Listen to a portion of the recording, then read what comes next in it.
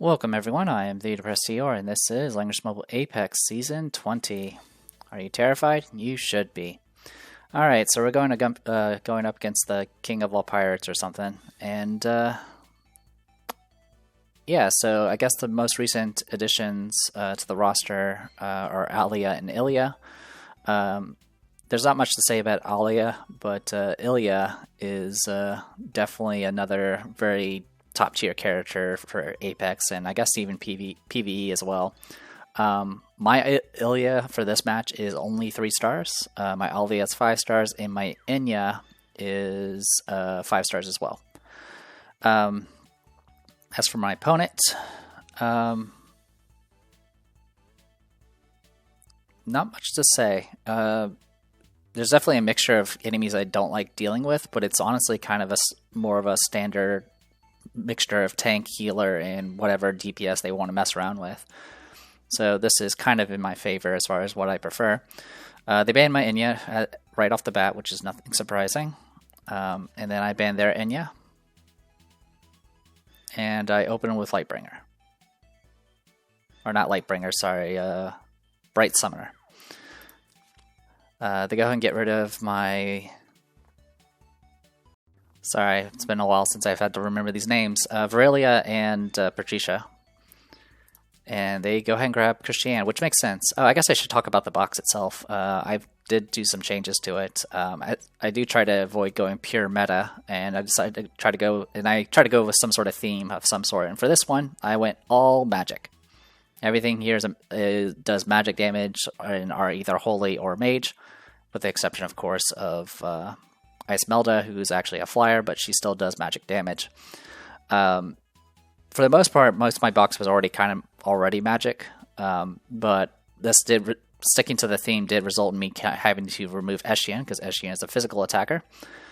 So that did kind of force me to look into other sources of possible actigans and mobility increases, so that's why I brought in Florentia back. We do have Light of Genesis here for some additional teleportation and possibly do some strengthens if necessary. Lucretia here, it does now that her I believe it's her inscription that does it, but her inscription talent now makes it so she can swap with her puppet with somebody else, I believe, assuming it lives that long. Besides that, everything else about the box is mostly the same. We got Alia and Ilya as our newcomers. Both of them are essentially spellcasters. Both of them have access to some AoE and single target. Alia has additional range, but only if she has 2 matching lucky buffs. And then Ilya's range is based entirely off the range of her angel. We of course have Auden Kelmo to help with kind of suppression. A mixture of both Ilya's angel and Auden Kelmo's portals can definitely slow down the opponent's mobility quite a bit. Besides that, everything else is pretty standard. Mariandel's mainly here for just some additional support and passive healing, because we don't exactly have any primary healers that we're going to be using too much. And of course we have Akka here for just speeding up the initiation, or just for the extra 30% attack buff, which is always good. Anyway, with all that said and done, let's go. We get rid of Jack the Knife. Get rid of I was about to say Hein, but that's not his name. Ymir. We get rid of Ymir. I go ahead and grab Ilya. Something to note about Ilya and Alia is they are both was it Legion of Glory? No, not Legion of Glory. Actually, it might be Legion of Glory. The one with the little sun symbol that Bright Summoner can buff. She is of that faction. They get rid of Akka. They get rid of Icemelda. And they go ahead and grab their Icemelda. So at this point I was like, alright, well I don't want my mobility killed. I definitely need to prevent them from getting actigans. I was tempted to go ahead and get rid of their Rose and Seal so I can start using my Awakened one. But for now I just was like, alright, let's just grab Auden Kelmo. To get rid of, I think that's Lena and the Awakened one. And that's Apotheosis. I haven't fought Apotheosis in a while. Usually I tend to do poorly against him. Get rid of the Bright Summoner. Yeah, I essentially get rid of both Bright Summoner and Rose and Seal. I was going to see if I can force them to pick their healer, which will be Silika here, which usually I have issues with Silika because obviously it can give out self-reses and double cast. But for this particular group, I was actually kind of not that worried about it. So at this point, I go ahead and grab Alia. Like I mentioned, Alia is 5 stars because I had kind of poor luck trying to get Ilia. So we'll see how she does. I got they get rid of my Florentia, get rid of my Lucretia. They grab Silika as predicted. And at this point, I was like, all right, I'm just getting rid of everything except for your Leon and your other tank. And I go ahead and grab Mariandel. All right, they grab Leon.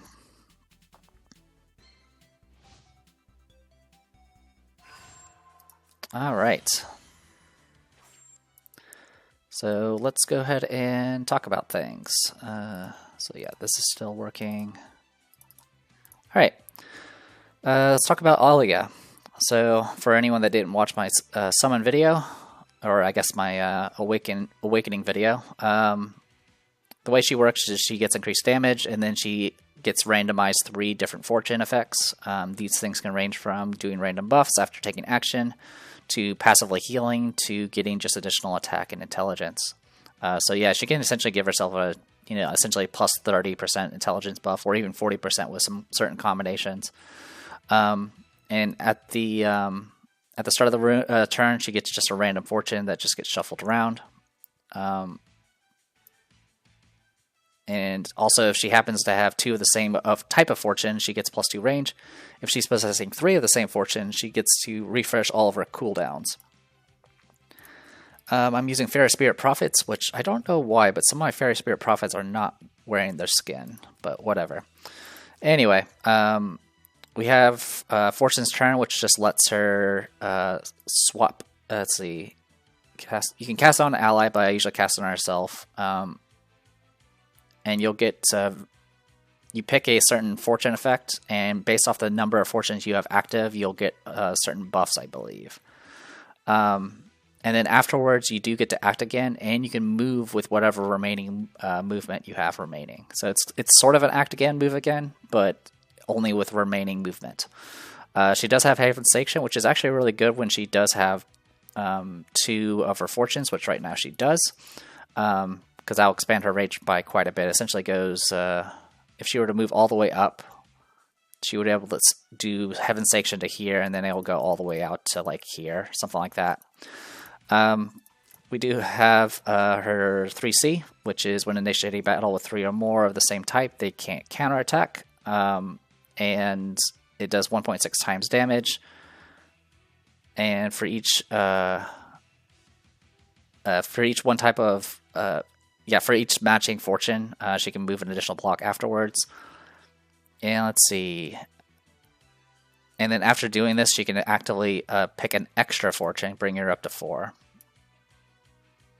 So, good times. And I'm using Fairy Spirit Prophets. Mariandel, pretty standard kit. I did bring Windblade, so I don't think it... yeah, we do have some flyers. I don't think Apotheosis can be affected by a class disadvantage, but at least Ice Melda can. But besides that, I just have for 3C and Aura Purification, which is the AoE that dispels buffs and purges debuffs, and it does both attacking and healing. Ilia here, for those who didn't, like I mentioned, she's only 3 stars, and that is pretty significant. She gets a damage increase, and then after taking an action, she can summon her Angel of Justice to her tile. And what this will do is it'll have an aura of about 3 blocks, and anyone within it, after doing battle, will recover HP. And after taking action, she can essentially resummon it to move it to where her location's at if she moves around a bit, though that placing it again does have a cooldown of about 2 turns. Also, if she's within one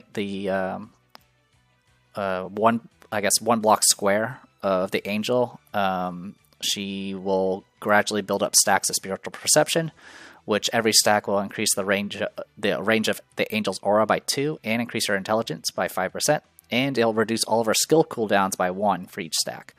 Now the key thing is only being 3 stars means it can only stack up to 3 times, which is still a lot, but at 5 and 6 stars it actually goes all the way up to 5 stacks. At 5 stacks you essentially have no cooldowns, and your aura pretty much covers the entire map.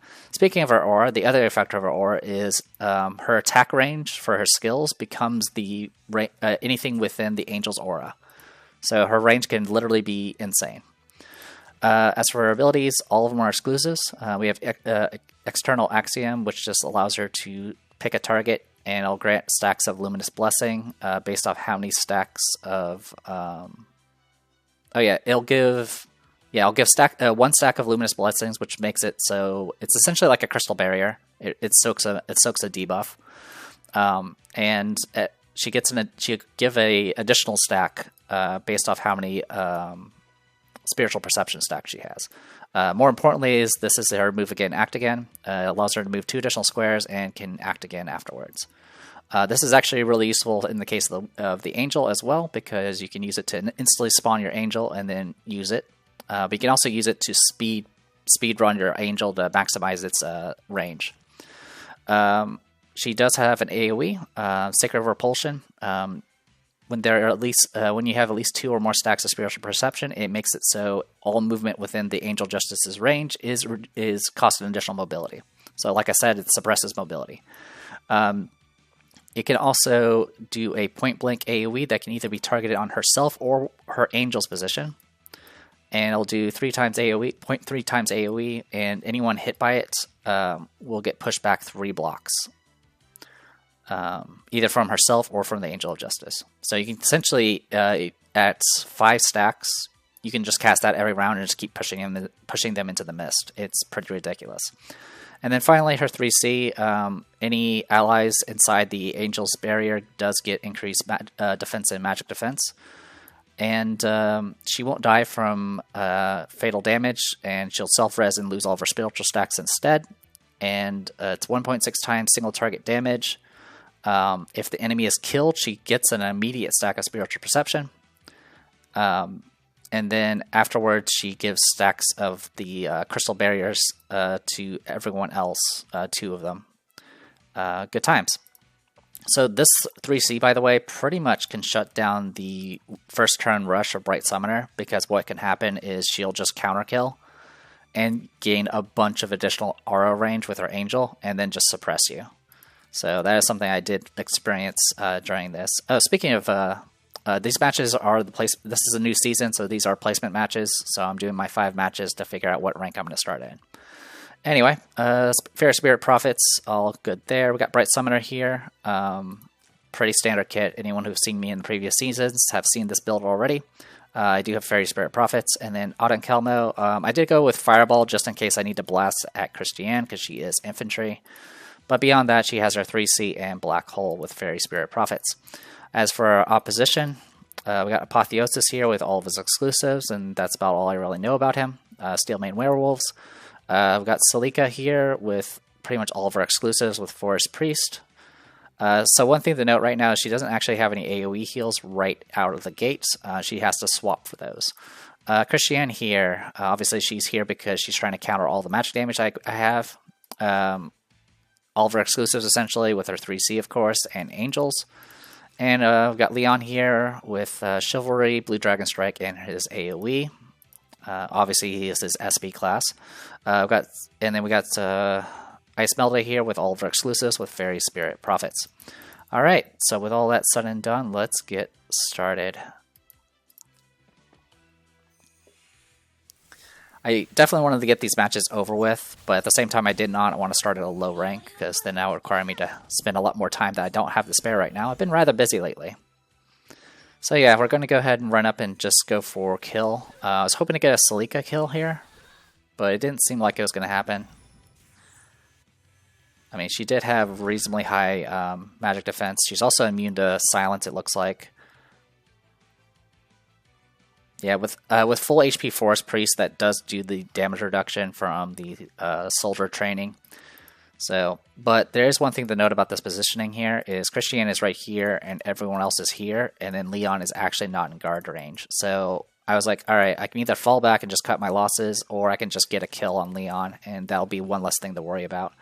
Obviously, going this no tank sort of build does mean I have more DPSs to sacrifice. And as long as I win the trade, as long as I'm going 1-for-1, I'll usually win the trade. So I go ahead and use this opportunity to do Holy Recall so I can get some additional mobility. And then I'm in range to do my 3C again on Leon. Obviously his troops are Demon, which are very vulnerable to this. Almost got kill. And then I finish him off with the placement here.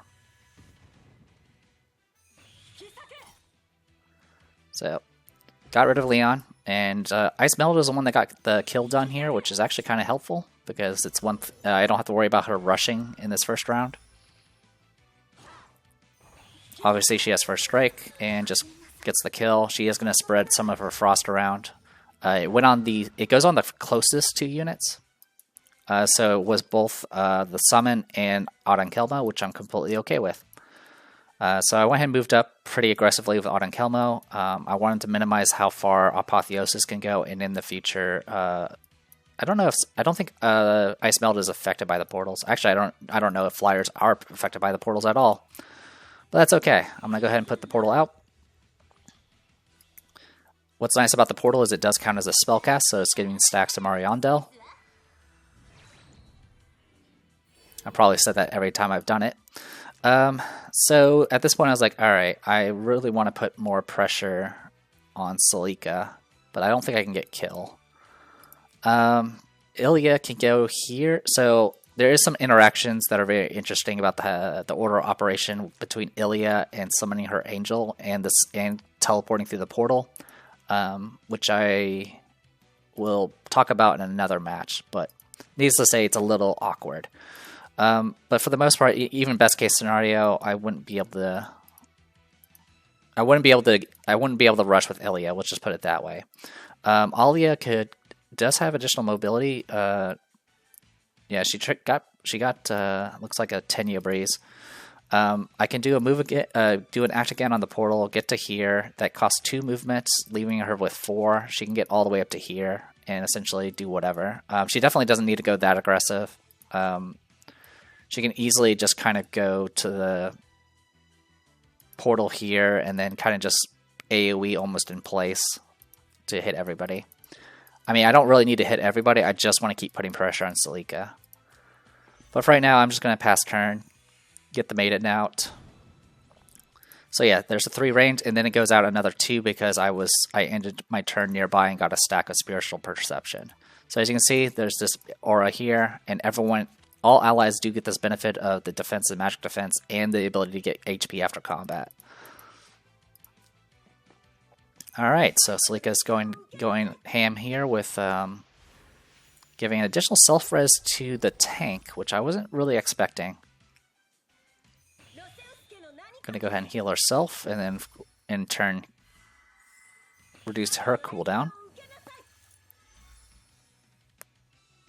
And then she's going to swap in a standard crystal heal, which is only single target, but she can heal herself and heal somebody else. So at this point I'm kind of spreading out just in case.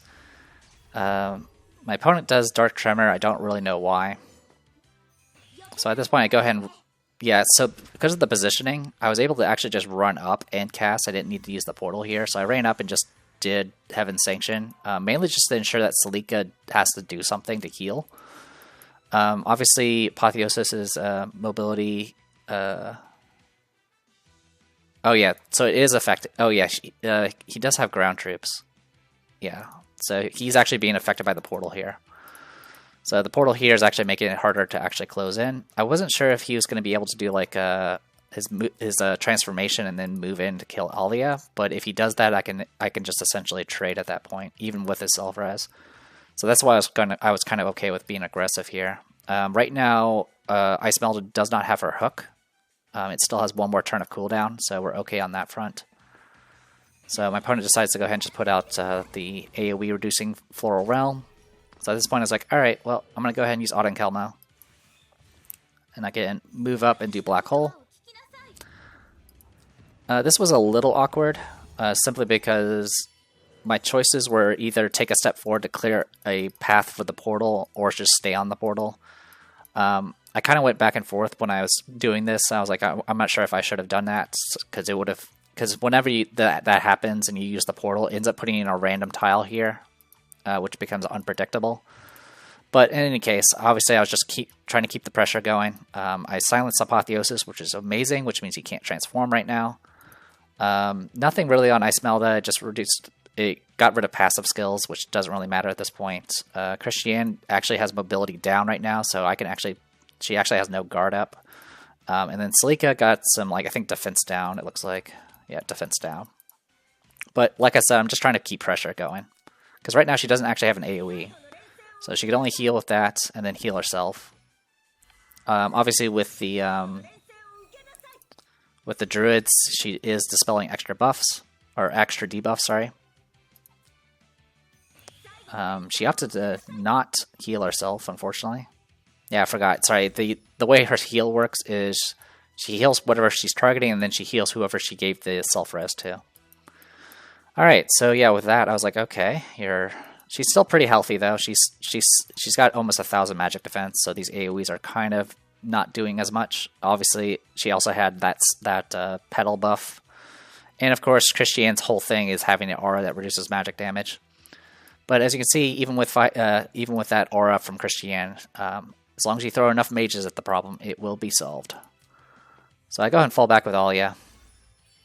Doing that was actually kind of helpful, because she did have a stack of Spiritual Fortune, which makes it so after action she just heals everybody. And I do have the hat where if you're already at mostly full HP and you get healed, you actually get a damage buff. So that is on Ilia right now. Also, the thing about Ilia right now, obviously her AoE is on cooldown, and right now she actually has one of each type of her fortunes, so she doesn't have extended range. Anyway, my opponent decides to go ahead and kill this guy. This will spread more of that frost, which I'm completely okay with. Goes on Mariondel and Audenkelma, which is fine. Audenkelma is kind of bait right now.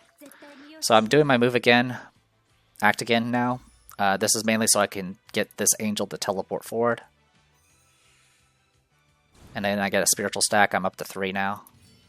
So I'm capped right now because I'm only on 2 stacks right now. But in any case, at this point now, anyone that's going through this aura has additional mobility cost. And more importantly, Ice Melta going in to kill the summon actually got her out of guard range. So I'm actually in range right now, because anything within this aura is within Ilia's range. So I go ahead and just move back. My accessory, by the way, disables their accessory. Not that it matters much, but it is a debuff. It's a single target. Yeah, what really threw me off about Ilia, by the way, is at one point I was just looking at her 3C and I realized that she had 0 cooldown. And like I mentioned before, every spiritual stack literally makes it so her cooldown goes down 1 entire turn. So she just used her 3C, and as you can see, there is no cooldown. And then her AoE only has a 1-turn cooldown. It's just ridiculous. All right, and as you can see, this is with 3 stacks of the angel towards the middle. Ilia can literally target anyone in the map. So yeah, my opponent, by the way, I think he was opting to. I don't know if he was trying to get prepared to move in to kill, but he had mobility down because he's in the aura, and he got mobility down because of the portal, and he actually could not reach Audenkelma. So with that in mind, I went ahead and just moved in, do Aqua Purification with 4 stacks. I'm able to hit everybody except for Christiane, and I dispel a bunch of buffs. Alright, here we go here.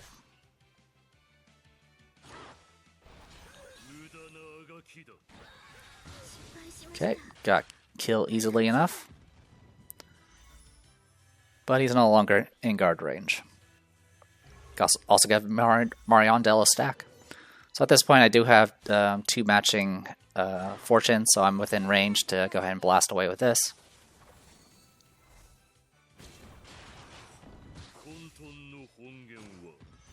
Alright. Got a kill. Or got the self-res at least. And at this point my opponent gives up. I think I was also opted to pick an extra fortune, which I think I picked the damage one. So yeah, crazy match. that was my first experience with Ilia, and that was 3-star Ilia, and you can already see how oppressive she is with just that angel aura and just blasting away. Ollie is honestly not that bad either. It's just she's just got so much competition against all those top tier characters. Anyway, let me BRB. Alright, let's go ahead and continue. The reason why I wanted to lump these together is I went against the same opponent again, though I'm now player 2 and on a different map. There was a match between this, the previous one, where I did lose and got introduced to how Ilia works when she's actually 5 or 6 stars, and the fact that she can pretty much just counter kill my Bright Summoner and then gradually kill everything I own with her ever expanding barrier, or aura rather. Anyway, so yeah, this is literally the same box. As always, I banned their Anya first. They banned mine first as well. And they grabbed Christiane first. So I was like, alright, well, I'm going to go ahead and get rid of Eshian. And this time I went ahead and went straight for their Rose and Seal. And so at this point, they have to pick a healer or they're going to go without one. Also, I kind of went a little bit more cheeky this time. Instead of grabbing Bright Summoner first, I went and grabbed Ilia first. There is a chance I may not get her faction buff, but that's completely fine by me. Alright, so they get rid of Icebelda, get rid of the Awakened one, and they go ahead and grab their Bright Summoner, which theirs is a healer type. I go ahead and get rid of Icebelda, get rid of Ymir, and I grab Bright Summoner, so I got a faction buff. They get rid of Patrice and get rid of Autumn Kelma this time, so no fancy portals this time. They go ahead and get SP Leon, which is actually kind of dangerous on this map because he can easily cover the entire distance because of how his troops work. I go ahead and get rid of their Awakened one and get rid of Isolde. And I go ahead and grab Virelia at this point. They get rid of my Akka, they get rid of Lena. I grab Apotheosis.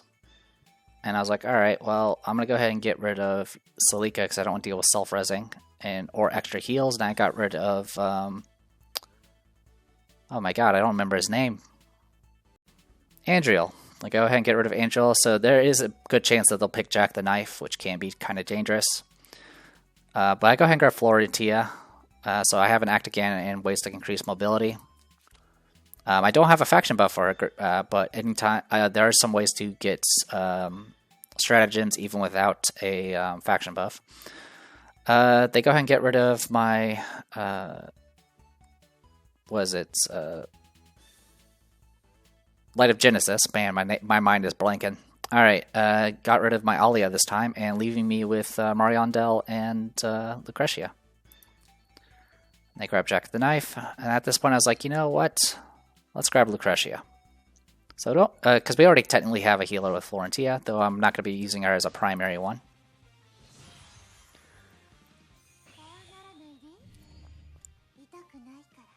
Alright.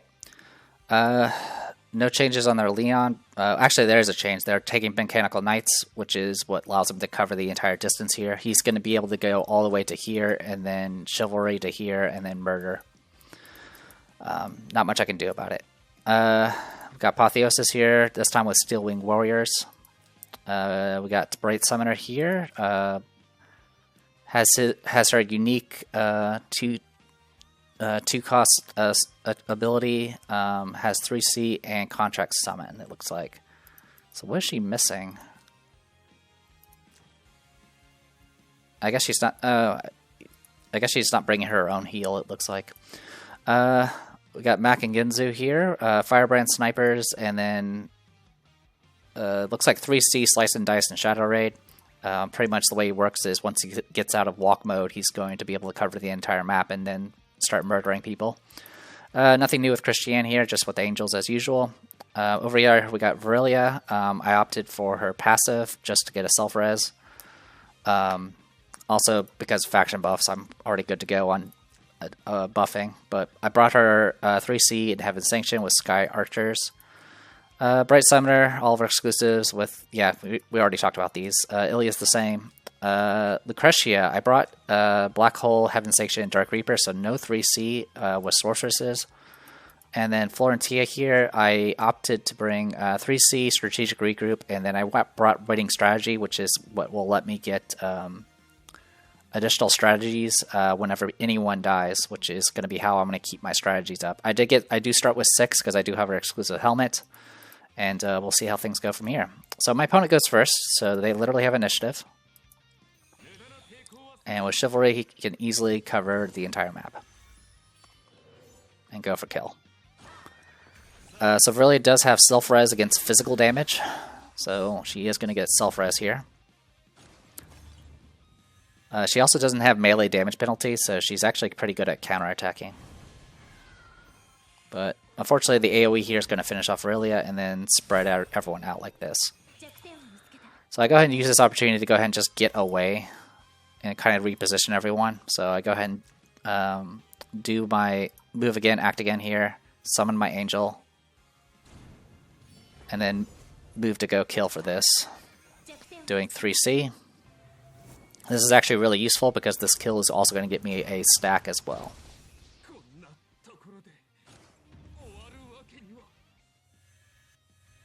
So I'm already up to 8 stratagems, and I'm at max stacks already. Which is unfortunate because, like I said, the only reason I'm capped at 3 is because I'm 3 stars right now. So yeah, he's now in run mode, and he can go all the way up to here, and he has an additional range. He can actually go after any of these characters right now. But him moving up does put him within kill range. One thing I didn't realize was when he does go into run mode, he does get that extra range, so he has 3 range right now, which means it's the same range as my summon. So this was actually kind of risky.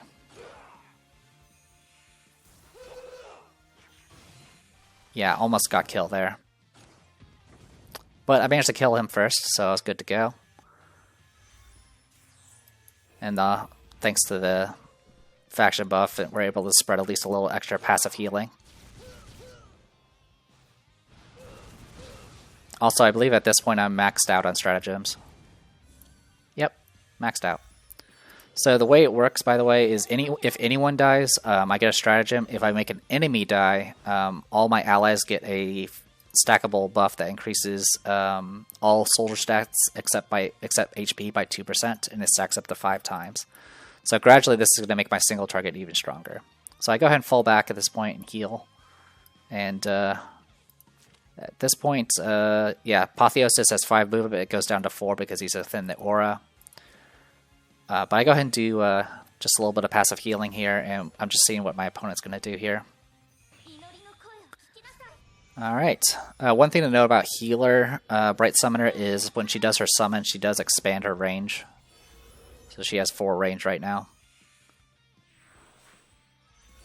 Alright, Radiant Battle Prayer. So one thing to know about Radiant Battle Prayer is it not only shares buffs, but it also makes them immune to debuffs, I believe. And I go ahead and just use this opportunity to kind of just fall back and wait. Both sides, I've lost 1 unit, they've lost 2. I've lost my summon for now, but that's okay. I go ahead and pop my 3C just to do some extra healing. With this setup, Florentia doesn't really have a back-to-back heal she could use. I go ahead and throw out Rush to get Lucretia some additional movement.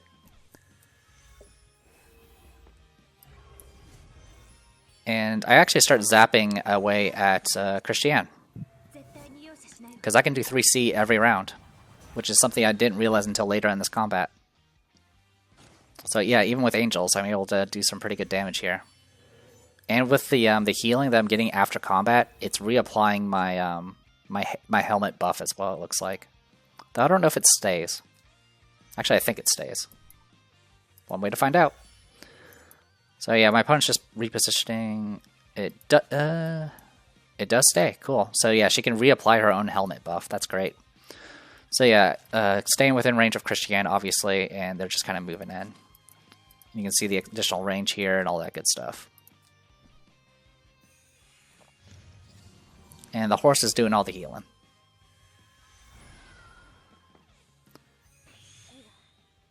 Yeah, so the horse does have all the same equipment as Bright Summoner, so that includes the Tenyu headdress that's spreading Tenyu breezes everywhere, which is honestly the most annoying part about this fight, because it kind of mutes the suppression I'm doing with the Angel right now. But anyway, I go ahead and move in with Lucretia, just throw out some more AoEs, and just keep whittling away because they only have so much healing they can actually do. Go ahead and use this opportunity to do shift position.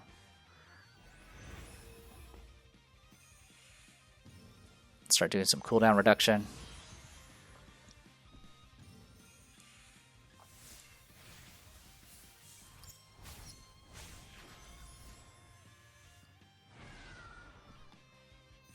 So yeah, I think she did use her other summon. I think what she did is, I think she did her regular summon, and then she did 3C summon, and that refreshed the cooldowns. Alright. So one thing I also learned about from my loss in the previous the match that was before this one was kind of how this Sacred Repulsion works. It only pushes, it's not a random teleport, it just pushes the target, or teleports the target 3 spaces away from her. So I'm constantly trying to see if I can find a way to get Christiane out of position, but the way they have this working is it's just not happening. So I go ahead and just use this opportunity to go ahead and do my own summon. This is just a regular one, not a 3C summon, but I'm just using that to get this terrain out and do more damage, AoEs and debuffs and fixed damage, and kind of going from there. Having sanctions within range, so I'm just blasting away with that as well. Alright, Apotheosis is going to go ahead and transform.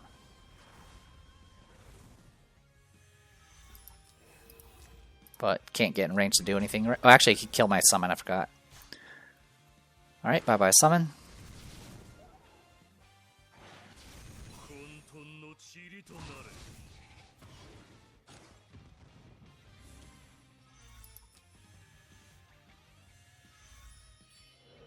Alright.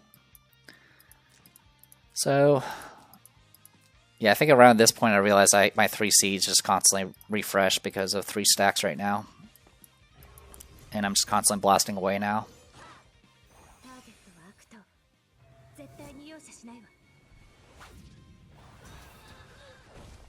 Not quite a kill, almost.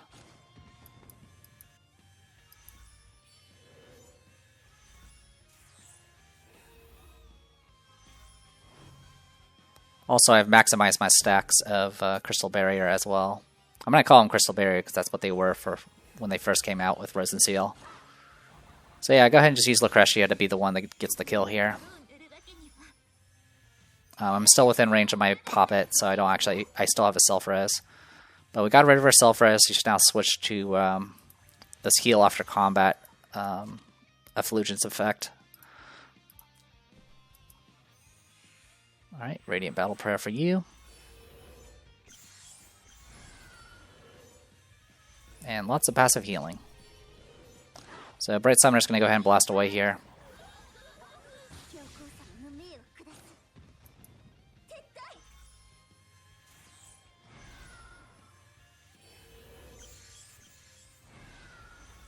God, Tenyu breezes everywhere. So I gotta use this opportunity to do Sacred Repulsion just to see if I can get them away. It's not gonna really matter too much because Tenyu breezes are everywhere. If it weren't for the Tenyu breezes, he would not be able to reach.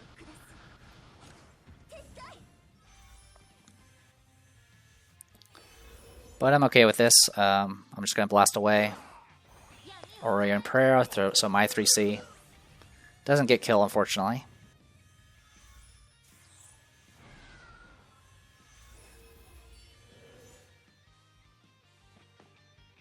And Christiane's going to get in guard range.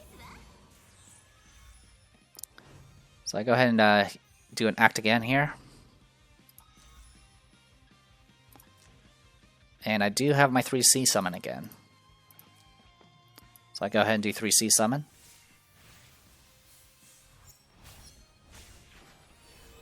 And I go ahead and go for the single target here. Because if I don't get kill... Oh, also I do have terrain out here, which is causing more fixed damage. But the self-res is going to make it so I don't get kill, which means I'll get an act again on Bright Summoner.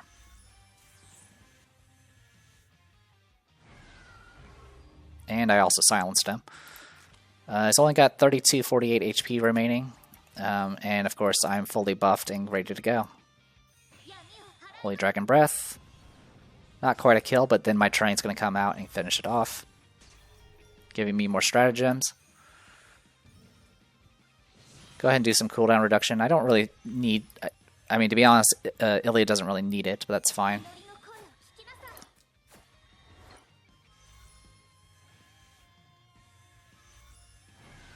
Alright.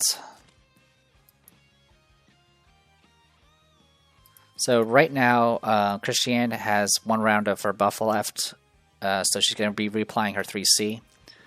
So at this point I was like, I could try to silence her with Bright Summoner, essentially. So... But first I get blasted with this, which isn't going to get kill. God, more Tenyo Breezes. So I go ahead and use this opportunity to do Thunderstorm.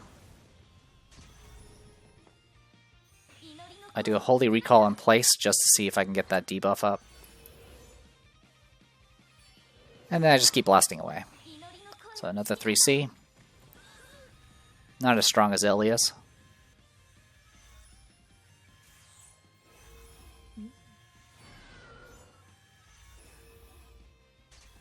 God, so many effects. And then I silence her. So this silence is significant because Bright Summoner's already acted, which means there's no way to get rid of it besides just passing turn. So that's why Christiane here just attacked normally. Right now her buffs are all gone. She doesn't have guard buff, so I could go after the summon and get a kill there, but their Bright Summoner's 3C is back up, so there's no point in me killing the summon. So instead, I was just like, you know what? I'm just going to reposition my Angel, because the mist is closing in. And I go after a not buffed Christiane here. It's a lot more effective.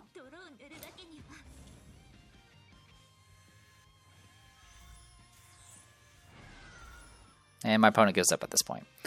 Yeah, I did. When this happened, when I fought the same opponent twice out of 3 combats, I was like, all right, you know what? I think I'm good for the night. I'll continue these matches later. So with that, I'll go ahead and call it here. I am the Depressed Dior. This is Langrisser Mobile Apex Season 20, I believe. We're doing our placement matches. I'll show the remaining matches or match next time. See ya.